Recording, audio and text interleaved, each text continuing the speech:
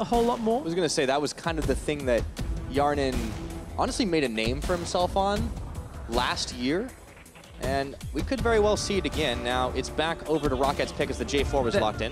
Some noise on the comms right now. Yeah, ROCCAT are being very excited. I want to see, actually, I think Nasus is a pick that ROCCAT are likely to pick up at some point. Oh, it's the Sivir. Oh, and the Janna. Sivir, Janna. Wadid is excited about playing Janna. Is a Might be the only person.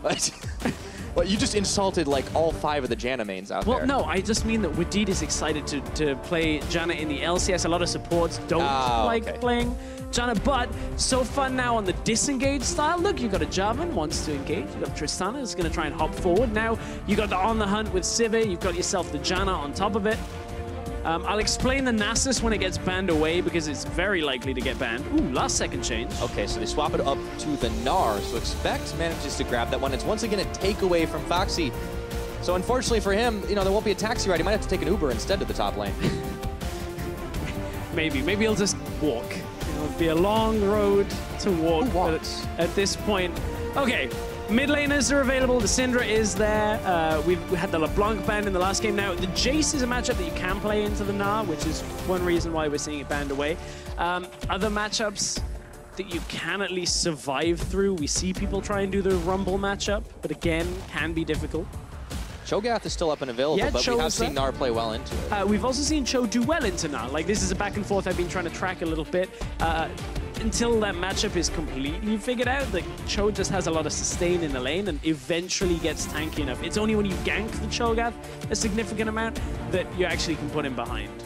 And you know, Phaxi has not actually played the Cho'Gath, but it's left up and available. Alistar banned out by ROCCAT on one of their last choices. Of course, G2 focused with LeBlanc on mid. Braum is a possibility here for the Tristana combination, looking at others. Thresh found his way all the way through the ban phase, but kind of difficult into Janna. That Braum is, I guess, easier, quote-unquote, because you can sit further back and play defensive. With the Orianna now, Betsy may go the Syndra route, which is a lane matchup. Might see the Talia come through as well, another pushing matchup in the lane.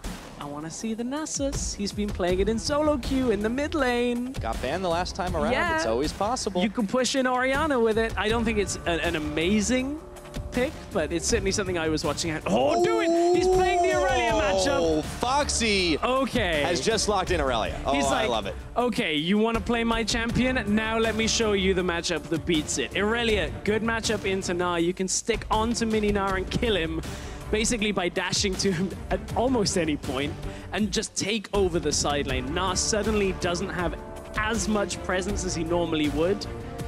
And I like that because of that, they end up picking up the Syndra alongside it. You want that early game as well, because you've got to supplement the fact that Sivir, you're waiting for later on in the game. There's a decent amount of ROCCAT wave clear in this game on top of it all, and they're trying to play the disengage game again. And what goes well with the disengage?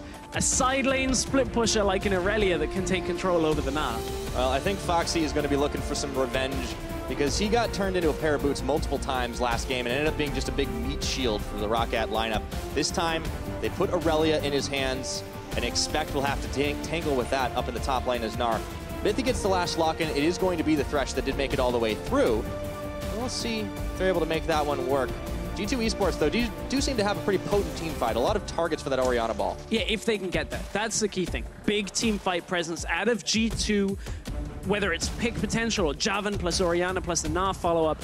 But you've got the Janna on the other side for ROCCAT. You've got the Syndra to disengage. You've got Sivir to at least give a little bit of movement speed, get the spell shield through. You've got the Gragas to disengage, and all the while, Phaxi will have control of the side lane. Big stakes for G2 eSports. They are, of course, locked into playoffs, but if they lose this game, they will be locked out of that #1 position. The 3-time defending European LCS champions heading into playoffs. They need to shore up those weaknesses. ROCCAT showed them up last time around, and they might just be able to do it again. We don't call these guys the Kingslayers for nothing, Stress. They know how to put the hurt on top teams, and they are going all in here. The Irelia locked in, Pridestalker on the Gragas. Was able to protect Hjarnan last time around, and Hjarnan on a signature Sivir. It is the ROCCAT team composition, and the crowd is pumped for this matchup. We will see how it all unfolds as we get ready for game #2 between ROCCAT and G2 eSports. I'm very hyped about this game now that we got the Irelia, we got the Sivir that we wanted to see. This is exactly what we wanted out of ROCCAT. And I love that last time in the spring split, ROCCAT nearly knocked Fnatic out of playoffs with their miracle run. If you think all the way back to that. I know it was a long time ago in spring.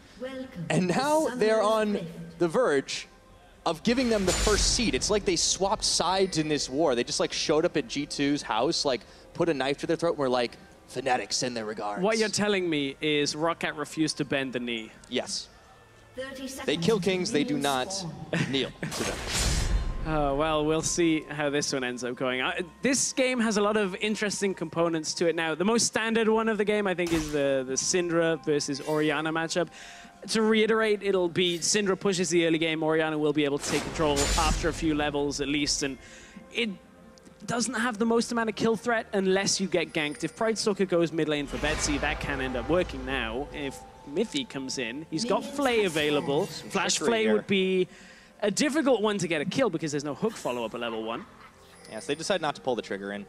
That mid lane matchup, as you said, it might be a little bit slower. However, I like out of lane for PerkZ because last time around, he picked up that Lucian. He tried to stay safe, and I don't know, I feel like it just didn't do enough.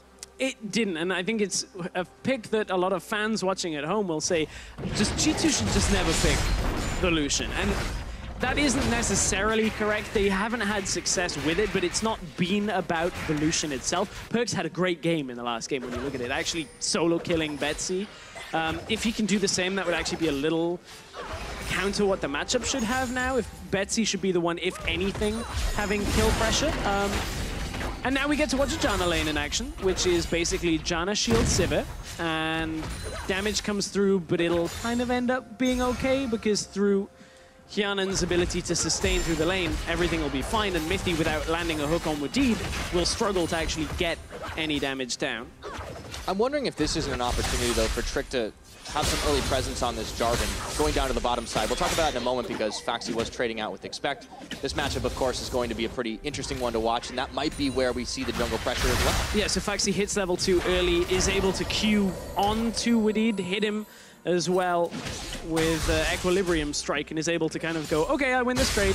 And as long as you're mini Gnar, I will continue to do this. I'll kill a minion, jump onto you, just make sure I get all the damage down, and then suddenly, at some point, pretty much around that, after you've got Sheen towards Trinity Force, Phaxi will even be able to solo kill Expect, if Expect misplays.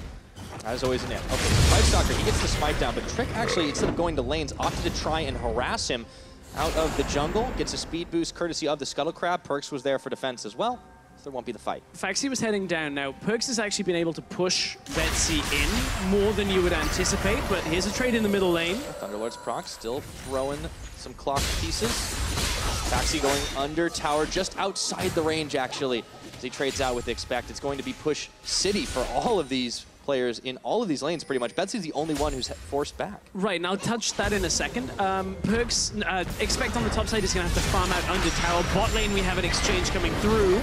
Okay, Tornado comes out, the hook. It's spell shielded by Hjarnan. He still takes a lot of damage from Zven, so this lane is actually starting to push back against ROCCAT. Back in the mid lane, Betsy taking another Thunderlord's proc. He's got to respect the ball. Right, and he's got to respect the Thunderlords because Betsy isn't running it. He's running Storm Raiders to try and move around in fights. He's going to do damage to PerkZ and then be able to move back away. The problem is PerkZ will out-damage him. Of course, Orianna with the empowered auto attacks using the Clockwork Wind-up passive, plus that Thunderlords actually means the trading potential for PerkZ is significant when Syndra's not running it. But top lane, Phaxi, oh, the recall just came through from Pridestalker. Yeah, Trick is here, of course, that flash and the dash already burned, Boomerang on the backside, so Phaxi's forced back. And we do get an answer to the question I posed a moment ago, that Trick is going to send his attention up top to try and give Expect a little bit of relief. It makes sense. You want to try and give that losing matchup the edge, and now without flash, Phaxi has to play a lot safer in the lane, can't afford to push up. Speaking of safer in the lane, Phaxi TP'd back into the lane to make sure he could get everything from that big wave. Hjarnan as well didn't recall, but Wadid did recall back, and now Wadid's gold generation is going to be off the charts. Wadid is running what first emerged in LCK, and now most Jannas are running across the world, and it's the gold per 5 build, where you take gold per 5 quintessences and yellows it means you can trade a little less effectively when it comes to your masteries because you have less mana regen, you're a little bit squishier, but your gold escalation through the game is just insane. You rush towards Ardent Sensor, when you get it, you basically win the lane and almost win the game with it. Yeah, definitely gonna have a lot of money in his pocket as this game unfolds, so for Hjarnan and Wadid, they honestly can be happy waiting it out for a little while. Zven and Mithy, though, have done their best to try and counter-push a little bit. Hjarnan, of course, on this Sivir is going to push a lot. He can clear through many waves pretty well, the Boomerang, but Wadid, he's going to be holding this lane while the Sivir did go back. Early Berserker Greaves finish up, and it's going to be answered by Zven taking himself a BF sword, so he'll have more damage to trade with, but Hjarnan is more mobile. Yeah, Hjarnan doesn't really want to take the trades, and you can see top side now. Phaxi opted for the double longsword, but is actually going to lose this trade. No flash, remember? This is trouble. Oh, no. Blind first blood, expect. Cool guys don't look at solo kills. Oh, Phaxi had got the CS lead, he got himself double longsword. I wonder where he was going exactly with the double longswords. Traditionally, Irelia has built Trinity Force, and it means that he doesn't have anything like a Ruby Crystal in there to help himself, whereas Expect had gone double Ruby Crystal and was like, I just have more health than you, and now I'll win this trade because you don't have flash. I'd be interested to hear from Phaxi his own opinion on that trade. We won't get it right now, because this is a matchup that Phaxi should be in control of, and ends up losing the solo kill. That's against what we expected. Yeah, it's a little bit of trouble up in the ROCCAT top side. I wonder if this isn't the time for Pridestalker to maybe come and make an appearance. Trick, remember, was already up there, but these junglers have been focused on power farming out and beating each other rather than their laners, but we got to check back in with the bottom side because there's a trade going between Hjarnan and Mithy. Wadid sends out the Tornado. It's dodged out by the G2 support. And G2 continue to be a terror in this bottom lane. Decent damage comes out from the G2 bot lane. Hjarnan does soak a lot of it through that shield that Wadid had, but of course Zven with that BF sword out trades heavily. And that's something that we have to look at. Both of these AD carries are later game AD carries, in the sense that Tristana wants 2 to 3 items. Sivir, obviously, late game team fights will crit through. This is bad timing, Phaxi. Still no flash. Unfortunate. He tries to get the kill, but he gets dunked on instead. Expect grabs number 2. And they did not expect the Trick to be hiding in the jungle. It feels like Phaxi is playing the matchup instead of playing the game. He had no flash, trades aggressively first time, trades aggressively the second time, and both times now gets killed. This time because Trick was there. As you said, they didn't know he was up in the top side. That means ROCCAT kind of can't really play around this Phaxi winning lane. Remember, he has to be the split push threat. He has to take over this matchup. The win condition for ROCCAT is disengage the rest of the fights and have Phaxi push the map until he wins the game. You know, and obviously, hindsight's 20/20 here when you're sitting at 0-2, but last game, he wasn't able to make that happen on the Renekton. He got camped mercilessly. Lo and behold, in game number 2, he takes another winning matchup, at least it should be, once he starts to get up to those items. He goes over-aggressive without any backup. And G2 easily punished right now. You gotta question this. As Pridestalker gets caught out by Trick, it's a barrel back, but there's his team right there. Pridestalker, what was he doing? This has gone a little crazy out of ROCCAT. Pridestalker invading when his mid lane looks to be in a neutral state. His bot lane wasn't really in a position to move either. And Zven, Mithy, PerkZ were all closing in on that blue buff. We can take, hopefully, another look at the setup here. Betsy does get shockwaved in. That's a lot of burst. He flashes forward and the power gets unleashed. It's not enough to finish off PerkZ. All summoners down on PerkZ right now. Betsy had his heal. Didn't need to use that one, but trading on the ultimates. PerkZ is going to be able to grab a blue buff before he heads back to base to heal up. But that was close. It was very close, PerkZ. Maybe a Thunderlord's farther away if it had been Betsy running Thunderlords. But hey, the Storm Raiders will likely save Betsy's life at some point in this game as well. So, actually, mid lane, to be fair to Pridestalker, was starting to push. You can see Betsy opening up the trade.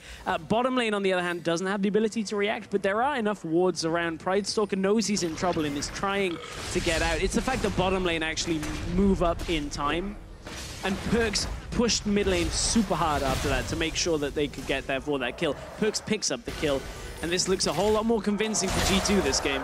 Yes, it does. And now PerkZ, him getting a kill is definitely going to help him out in the later stages of this game. We saw last time around it was maybe not the greatest level of late game damage he was dishing, but normally PerkZ has done pretty solid. Yeah, PerkZ in the laning phase. Remember, got the solo kill. This is looking more holistically at their performance after Rift Rivals. Of course, PerkZ at Rift Rivals, Betsy wasn't. You can see that Betsy has actually been doing better himself than a lot of people give him credit for. They move towards the Syndra style, where it's a little bit more about focusing on the lane, and you can see he's generally been ahead in a lot of the metrics, specifically in the early laning phase. I think the best thing for ROCCAT about that is they showed struggles initially at closing games using the Syndra, but actually adapted, looked more towards how you control objectives like Baron, like Rift Herald, utilizing the strength of the Syndra, and then going aggressive. But unfortunately, he's found out 2 versus 1. Yeah, Trick has been all over him right now, but Pridestalker is here. Unfortunately, he flashes over the wall as Expect was coming to join the fray. And he is able to make it out, but at the cost of quite a lot of summoner spells.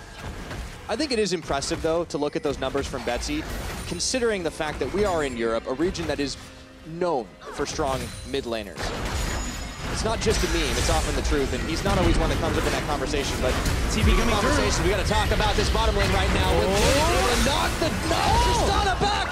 He's out. And he's out, but Phaxi wanted to finish it. Mithy says, get back over here. And now it is a brawl in the bot lane. Expect comes out on top. 3 kills on the Gnar. Oh, so close and yet so far is the story of this irelia pick. ROCCAT just have been inches away from kills. PerkZ now closing in. Oh boy, you're trying to juke, but that's not going to happen. Janna's shield not enough. Expect still Mega Gnar. PerkZ gets kill number 2. They're going to knock down the towers. Everything is coming together for G2 in this game. Well, you wonder whether it's download complete for G2, because we've seen this before, where game 1 looks very rough in a series out of G2. Their opponents are playing against G2 fantastically, and game 2 starts, G2 say, okay, well, we know how to win from here, and they turn everything back in their favor. Hjarnan doesn't get hit by the hook initially, and the TP comes through. Zven just buys enough time. He has flash, he has heal, and Mithy, as soon as the TP comes out, Mithy knows he has to play on the back line here because the Lantern should be enough to get Zven out. Zven jumps out, only barely flashes out away from that trailing shot from Phaxi using his ultimate. Expect had matched the pace on the TP, and from there, PerkZ has roamed first. Betsy was recalling under his tower, wasn't prepared to roam out of the lane at the same time, and ROCCAT heavily countered in their early game play. Yeah, I think you said it. Download complete. And it's borne out in the results for G2. Since Rift Rivals, and even honestly a little bit before that, like they haven't lost a series ever 2-0 in this split, to be honest. They've only dropped a handful of games. Last game was just their 3rd in their last 6 series. Like, it's so incredible to think that that is G2's performance when you look at like dominant teams like Fnatic and you think, maybe G2's not quite at that level. They really have demonstrated a whole lot of growth in the second half of this split.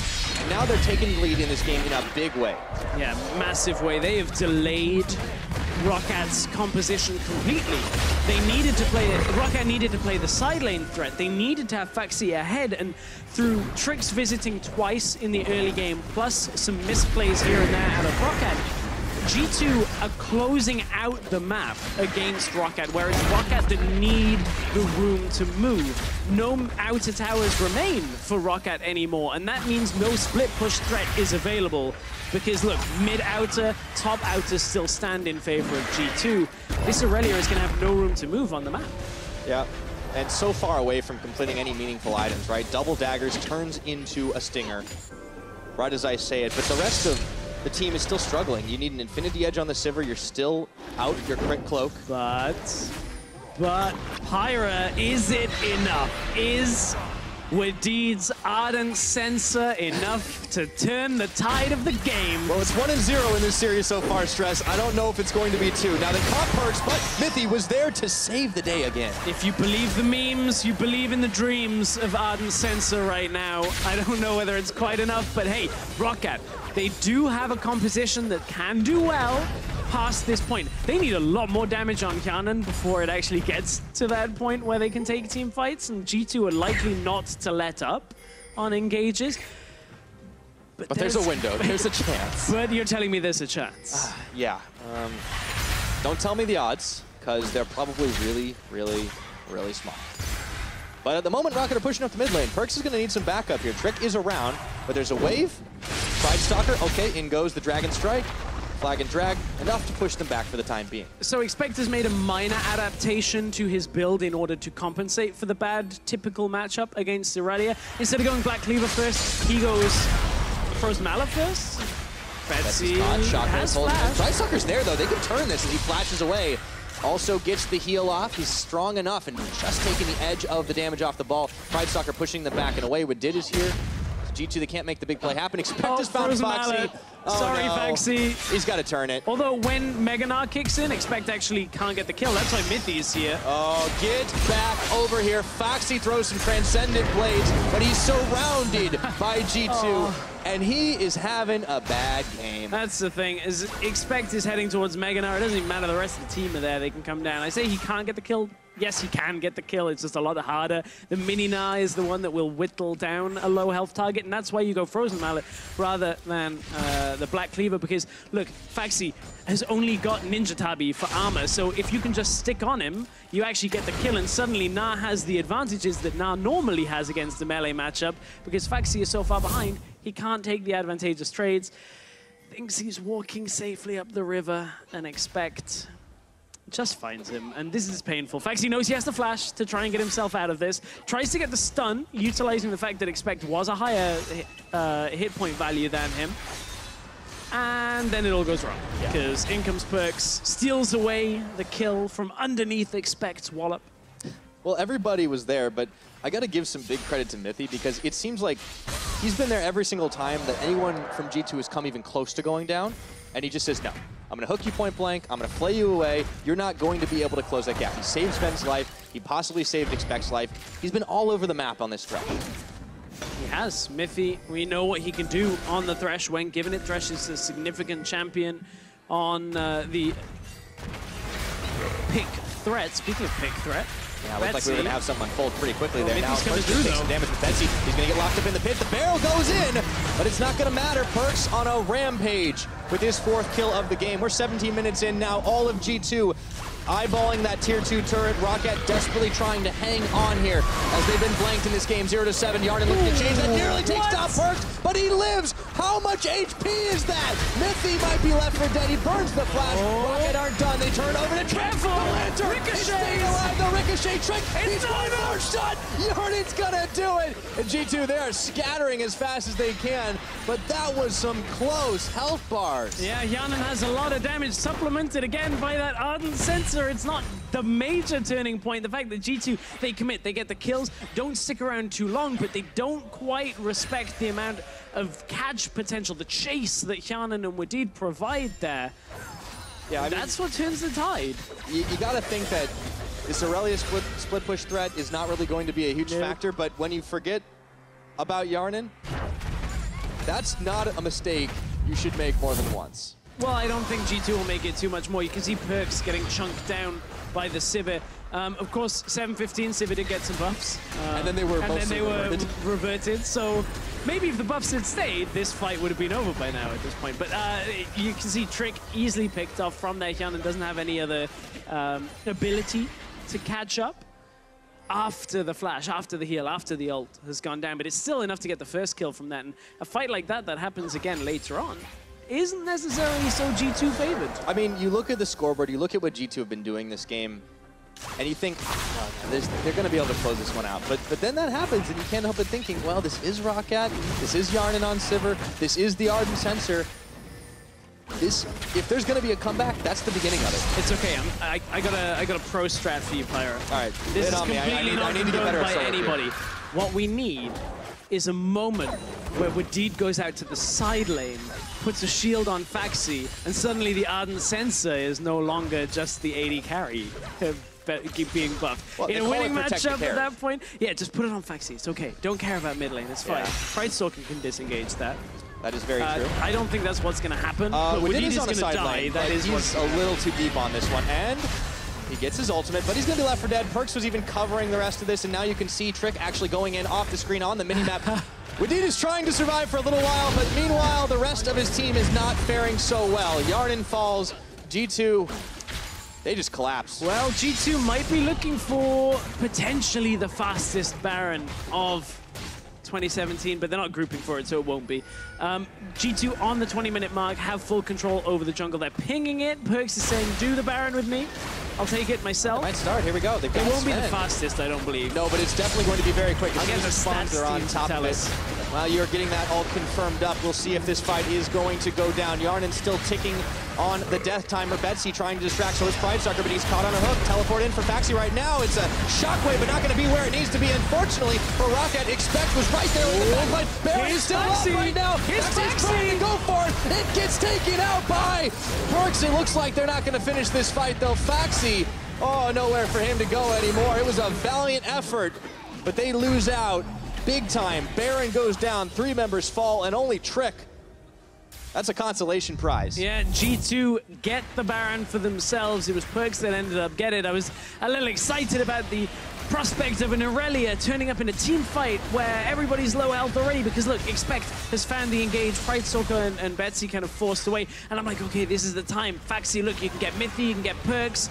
PerkZ just manages to get it. Unfortunately, forget that this Irelia is like 1 and 4 at this point in the game. And Phaxi doesn't quite have too much more.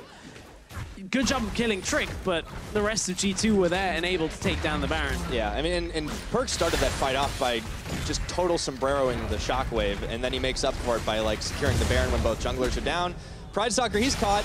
Trying to get to that blast cone. Oh, he just can't get there. It's not fair, man. Oh, now he's got it. Mithy gave him a hand. They were 15 seconds off the earliest Baron, I've been told. Fnatic looking on. If ROCCAT, of course, closes this series out, which is looking very unlikely at this exact moment in time, Fnatic will be locked that first seed. And I think for the time being, they're having fun ahead of their match against NIP. G2 marching down on 3 lanes. See if they can close this out and send us to a game number 3. And of course, ROCCAT getting even the 1-game win does make it more difficult for G2 on game difference to get that first place spot. Really, Fnatic will be looking at their own series, as nice as it would be to close out first place by having ROCCAT do the deed for you. Fnatic will just say, okay, all we got to do is beat NIP. That should be, in their minds, easy. And in goes Trick. There we go. Double shockwave. That's a lot of damage on Pridestalker and Hjarnan. Wadid is trying to keep everyone healthy, but Mithy is still going to get a finishing blow onto his opposite number, onto Pridestalker, I should say. Now, Expect is looking to go in. Narbar nearly complete here. Trick, Mithy, PerkZ all a little low, but they are all staying alive, and they've cracked open the base, turning onto this inhibitor. ROCCAT desperately trying to respond. There is a chance to fight it out. Expect is going to get that fadeaway boulder toss, and they won't be able to finish inhibitor just yet. What a different game to game 1. Game 1, a game where ROCCAT had the earlier game. They had the Renekton, they had themselves the Kalista, looked to be building major leads. Game 2, G2 say, okay, no Kalista for you. We'll pick the Gnar ourselves in this game, not ban it away, and you play the counter matchup, and that's great. We'll camp you. And we're 23 minutes into the game, and G2 look on the verge of closing it out already. Yeah, it's a 9,000 gold lead. You've got 13 kills to the 2. And yeah, we have seen in the past, when Phaxi dies a lot, sometimes ROCCAT still win. Yeah, I mean, that's the thing. Get to 13 deaths, and the 13th one's the charm. Hey, the win conditions are starting to pile up. You've got Phaxi approaching that death count. You've got the Ardent Sensor. You've got Hjarnan having one of the team's Sivir. 2 kills. He's 50%. Yeah, like all the tools are there for ROCCAT. So as unlikely as it seems, Stress, there is always that possibility. That still goes down in history as one of the silliest games that I think I've watched. Watching Phaxi on the side lane, like a 0-12 Jarvan, take in Soaz and Reckless of Fnatic, and then suddenly the rest of ROCCAT pushes through the base, and Phaxi's like, I did it. That was my job. Done. You won the game. Let's go game 3. Yeah. Now it's Expect who's on that side lane. The rest of ROCCAT they want to go. Chase down. They know that there is no Gnar here. However, stun is out. Let's see if they can take down Trick before it all ends. The hook comes in. Oh! 3. PerkZ is a monster. And it looks like G2 might be able to turn this on. Trick goes forward. He might die for it, but he takes down Pridestalker in the end. Wadid, Hjarnan, both low. Flashes, and it's scattering right now as ROCCAT are trying desperately to get away, but the teleport is coming in for Expect. G2 trying to cut them off, chasing them back to the wrong tower. Zven doesn't even care. He's on the base right now, uncontested. They can just stop these backs by sending them back to Found the Fast Way. PerkZ is going to get 2 more. Looking for Wadid to make that a triple. The Gnar into the wall. nowhere for him to go. There is the triple, and it's 25 minutes. G2 looking to close it out. Zven's been pushing the entire time, looking to just push for the win here, waiting for the rest of his team. Doesn't want to commit to it himself, as Phaxi is alive. G2, that shockwave was disgusting. Phaxi, he is desperately trying to keep going Three-level right advantage. Yeah, that Zven. shockwave that PerkZ has is insane. Zven is big on this Tristana as well. But the carries have started to fire on all cylinders. And this does not look like a 25-minute game. This looks like the kind of thing you see with double that time. Phaxi is not going to give up, though. Not that easily. He's got 1 kill and 6 deaths. He wants to make it 2. Zven giving them the old chase here at this point. Oh, I took the wrong way. He might actually just kill Pridestalker here and then kill... Oh, my goodness. Okay, belly bop. Zven. What? No, don't end it now. Well, Zven doesn't want to get killed. He's got his heal. He knows that all he's got to do is try and stack up some Warlords and jump out. Oh, no, he's dead. 2v1. Okay, so that's Zven's a third having kill for ROCCAT. flashbacks to game 1. He's like, it's not a Morgana this game, but they found me. Yeah. They got me. The Janna gang. The Janna gang. Okay, they're back on Baron, or Dragon, I should say. Jesus, I can't get my objectives right this game because it's just been all over the place. Neither can ROCCAT, I'll be honest. They have struggled to get into a position to do anything with a composition, and I'm not trying to fire shots yet. I'm just saying this composition is a difficult one to pull off. We all the way through a tank meta, we have talked about disengaged split push compositions are reliant on a side lane threat and the ability to disengage from the fight, and neither has been able to happen in this game. ROCCAT have constantly been engaged upon, they haven't been able to disengage, and their side lane threat was shut down early on. Betsy, he's trying to push out the side lane. He might get a tower here. Betsy will think that's a win in his mind. I mean, when you can't push out anywhere, it's hard to get those objectives, so he does get one, but he gives his life for the effort anyways, tries to stay alive as Mithy takes the kill. But there's not a whole lot else ROCCAT can do in this situation. Only the second tower that has fallen in favor of ROCCAT in this game. They're getting there. They will not be perfect games, Stress. Well, no. We're a long way away from a perfect game, Devin. 2 towers. 3 kills. Return of the King at this point. Great movie. Both of them. Apart from the long ending, it didn't need to go on that long, much like this game. It just, you keep getting the bit it's where... 27 minutes. Calm yourself. I know. All right, but G2 are looking to grant your wish to push this one in. We would be going to game at number 3, trying to make up for what happened in the first, and Jarv out. Trick does not want to fully commit to that one. On the hunt is popped by Hjarnan, but they're not going to fully commit to it just yet. The tornado catches no one. Phaxi looking for a flank around the side. Shockwave almost deletes Hjarnan. The spell shield comes in a smidge too late, but he is going to be able to save his own life as Trick goes in, and it looks like ROCCAT are still pretty excited about this. Wadid is actually shouting at Hjarnan, I saved you, at that point, using like everything. ROCCAT are having a little bit of fun with it. They know at this point this game is likely out of their reach, but we must keep in mind, ROCCAT's performance in game 1 was stellar. ROCCAT looked very strong, and in a game 3, if they can get their hands on a similar composition, this is by no means a joke of a series. Like, this is still G2 need to close this out. ROCCAT have been a formidable opponent in game 1. Yep, they're trying to stay alive, even in game 2. Despite the fact that the odds seem stacked against them, G2 are unable to really find this ending fight. Base in shambles, ROCCAT, hang on. Now the Baron is on the menu for G2, though. That might be just the thing the doctor ordered. And this is why it's difficult for ROCCAT to come back, is somebody had to clear that wave in the bottom side. That somebody ended up being Hjarnan, getting farmed, trying to desperately get himself to one more completed item before a fight. That allows G2 to get the Baron, and G2 will recall, buy items, and just run back down towards the base of ROCCAT and look to make one more team fight play to win the game. They got a 13,000 gold lead. There is one fight that separates ROCCAT from a loss in game 2 and resetting going towards a game 3.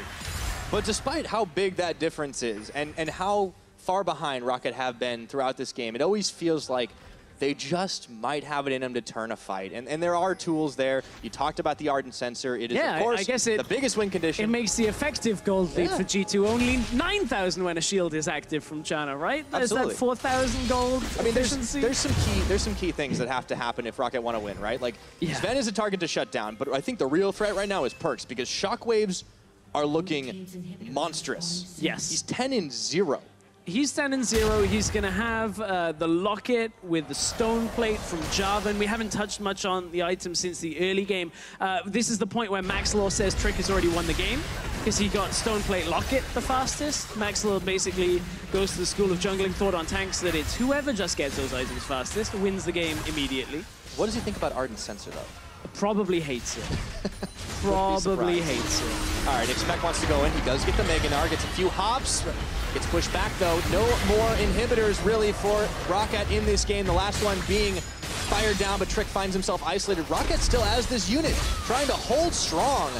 The bottom inhib did respawn as well, so G2 will need to go and take that down. But I mean, it's a matter of time at this point. They can move down through the base. ROCCAT got one last fight! That's what Pridestalker goes on in, and it looks like Trick's gonna tag his way. The jungler's having a massive impact in this fight. Shockwave flashed away from Hjarnan, still takes the damage as Trick deletes Betsy off the map. G2 are looking to close this one out. All they need to do is finish off the Nexus turrets, and the Nexus itself. ROCCAT are tenacious. They will not go down without a fight, but they have run out of time. And at 30 minutes, G2 looking for redemption. G2 still hunting for that #1 playoff seed. G2 smashing everyone against that wall. And PerkZ is definitely a legend in this game, as G2 with 23 kills will finish off the Nexus and take us to game #3. The even series is where we find ourselves between ROCCAT and G2. I think that's the G2 people were expecting in this series. Expecting a strong performance out of them in game 1. People will question what went wrong with G2. It was actually ROCCAT playing well in game 1, but G2 playing well in game 2 of this series. And they played well around the game plan of ROCCAT, and that's the key thing, is camping the Irelia top lane to turn the matchup in their favor, getting key victories on the bottom side of the map as well, and denying any objectives out of ROCCAT. But you can see ROCCAT unfazed by a loss here, will go back, reset for a game 3. Looking quite happy despite a loss. Yeah, I mean, well, again, there's nothing on the line for these guys. They can only really ruin G2's day. But so far, so good. Even if it's 1-1, we've got a 3-game series. It's going to be a very exciting finisher. And you have to wonder, like, there are very few negatives to come from a series like this for ROCCAT. You now get another game against 3-time champions. You get a game 3 scenario where if you do the same as game 1, everybody suddenly remembers for 2 times in a year you beat G2 in the last week of the split. To make the playoffs, everyone's still gonna love you. And yeah, exactly. That's why I actually think the game 3 is beneficial for ROCCAT. I want to see performance like game 1. G2 looked very strong in game 2. Well, we will find out. But G2 came back with a dominating performance in game 2. So we got to ask the analysts, what do you guys think about their win? I think their win was phenomenal, Pyra, but it might have been a little too late because they lost game 1. They kind of gutted their own chances at still getting that first place spot in the group. However, good bouncing back from them in that second game, and we want to take or put attention on the top lane because there was the fabled irelia counter pick to Gnar coming out of Phaxi. However, it didn't play out quite that way. Yeah, so I want to take this opportunity to break down some of the stuff that happened. So the thing about irelia into Gnar is she has a lot of mobility, and because of the stun that she has available to her, that's what makes her a really strong trader in the 1v1 matchup. Now, what you're seeing on your screen is Phaxi using his Q to jump onto Expect. And for any Irelia players at home, this is a very dangerous thing to do, because while your Q is a gap closer, it's also one of your escaping tools. So typically when you're trying to trade against someone, you want to jump onto a minion rather than onto the enemy champion, unless you can go in for the all-in. Now, what you'll see here from Expect is as we start to run out the clip, Phaxi's already used his Q into a wave full of minions that are all hitting him, and then he uses his E, the slow, which he can't stun Expect with because he's lower health than Phaxi is, to only slow him while he's underneath the tower, so he ends up taking a tower shot. Now, Phaxi's just taken a full minion wave of damage, he's ran out of escapes, he's ran out of CC, and Expect is really good at chasing targets because of how Gnar works. So as we run the rest of the replay out, what you're going to see is things that you should not be doing on an Irelia. And when you pick an Irelia champion and your whole goal is to be able to win out on this 1v1, making these kind of mistakes really isn't acceptable. Not acceptable. I would go even further and say mistakes you don't want to make on any champion is trade into a whole heap of minions plus take some tower shots, because you're rarely ever going to win that trade. If we look in the big picture of things, how much do you think that this single kill and the advantage for Gnar very early on directed the rest of the game? I don't think that this was the turning point that started the snowball for G2. I think it really hurt because, as you heard from the casters, one of the win conditions was relying on this Irelia side lane. But it became harder then, right? Because Irelia has a big spike once she hits Trinity Force. She has a very powerful side lane threat against Gnar, and once they lost that, you're now relying on mid or bot to become a big snowball factor. But as we bring up the next replay and you're looking at another potential win condition lane, that's where things really start to fall apart for ROCCAT. And G2 wasn't messing around. No, G2, this is what happens when they're angry. Zven and Mithy, they realize that the TP is coming in. ROCCAT did the best that they could to get the damage down, but clutch shielding with clutch flashes and jumps allows Zven to get away. Phaxi overcommits once again, and that results in Expect being able to get the counter TP along with the counter gank. Along with the fact that mid was pushed in by PerkZ and he's already roaming down with Trick, you can see that the whole team of G2 were ready for this kind of a play and were reacting to it much faster than ROCCAT were, enabling them to not only now have a winning top lane, but a winning bottom lane as well. And it doesn't matter what Betsy does at this point because you're now against 2 losing side lanes. And night and day difference from G2 that we saw in Game 1 in terms of reacting and in terms of being ahead of the play. Although it was relatively even in Game 1 for the early game and ROCCAT then slowly took the lead in this one, G2 was just very, very far ahead from the start of the game. Yeah, I was impressed with how G2 played overall. They knew exactly what to do with the lead. The moment they took bot tower, they moved it top. It was just tower after tower. Their objective control was clean. Trick wasn't overextending and dying. And I think that Game 1 was just a bit of lack of respect from G2, a common trait that we are seeing from top teams against ROCCAT. But at the same time, they cleaned up the mistakes they made in Game 1. They didn't give Hjarnan a comfort pick, and you can now see the difference between the two teams. Yeah, I do want to come back to that possible lack of respect in just a bit, but let's take a look at our last replay because, as you said, the snowball was started, but this is where it stopped or it completely rolled down the hill and, you know, hit everyone in its path because with Baron and the teamfight win after, there wasn't much for ROCCAT to do. Yeah, you summed it up nicely, Sharks. This was pretty much the end of the snowball for G2. There was very little that ROCCAT could really do to answer it. G2 was so far ahead, and the best they could hope for was try and steal away the Baron. They were able to get one last game with a bit of a clutch play, and unfortunately for ROCCAT, they could not make it happen this time round. And one of the men you do have to highlight was PerkZ. You can definitely see what happens when he has a bad Game 1, but then shifts his mentality going into Game 2. They almost seem more sad, even though they're playing around a bit, than after Game 1, which they lost to ROCCAT, because maybe now it's sunk in then, damn, we can play so clean, we can play so well, but we've made it so difficult for ourselves to get that first place spot.